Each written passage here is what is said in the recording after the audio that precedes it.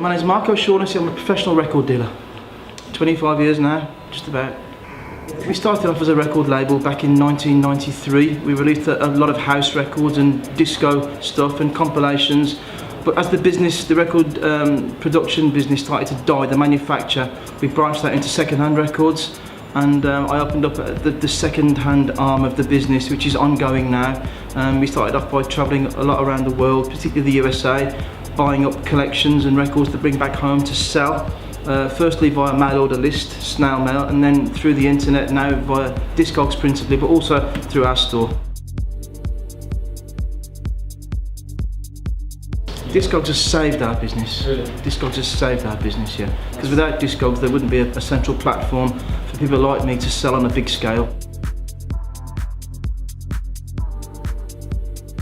Well, I started off being a collector at a very young age, 12, 13, started buying records, you know, pop stuff, and then got interested in Northern Soul as a young lad, 17, 18. Started collecting the records, got into that, signed in blood, and graduated from that onto rare jazz, rare funk, got into folk and into house, and you know, lots of different stuff really, you know.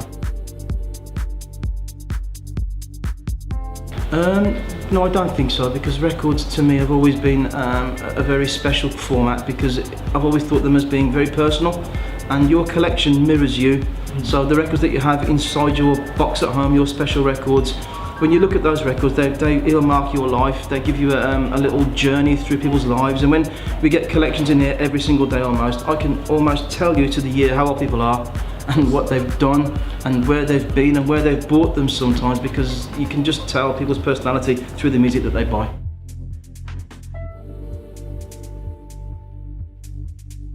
It's died twice in my career. First time it died was when the CD came in.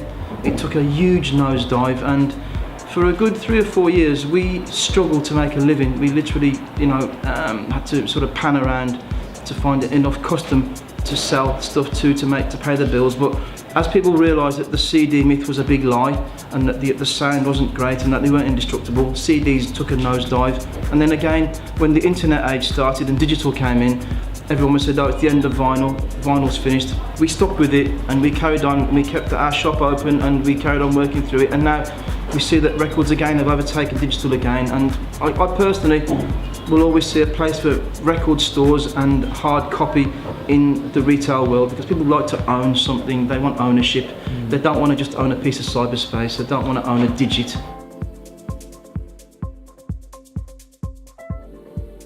No, I don't think that's true, because retro and old tech are available anyway. I mean, you can always go out and buy an old record player, but it's not quite so difficult sometimes to find the music you want on vinyl, and that's part of being a person who looks after and finds a lot of records, because you have to dig them out. It's not like pressing a button on a computer and just getting anything you want. Look at a place like our store, which got about 10,000 records in. It's about digging through the store.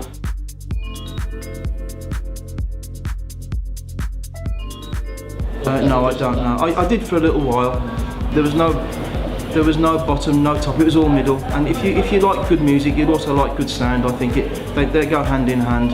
And digital sounds aren't processed in the same way that analogue sounds are. As people who know music know that. And analogue for old recordings is the only way to listen to them really. And even new recordings being made with old equipment again, that's a great thing.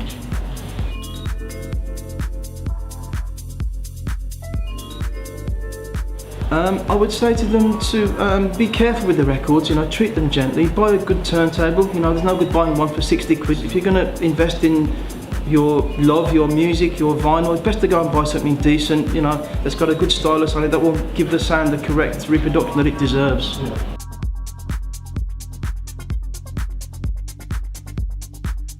Yeah, I think it may mutate once more. Yeah. The actual format itself is robust enough to withstand a lot of pressure, and records, if they're looked after, they will last forever.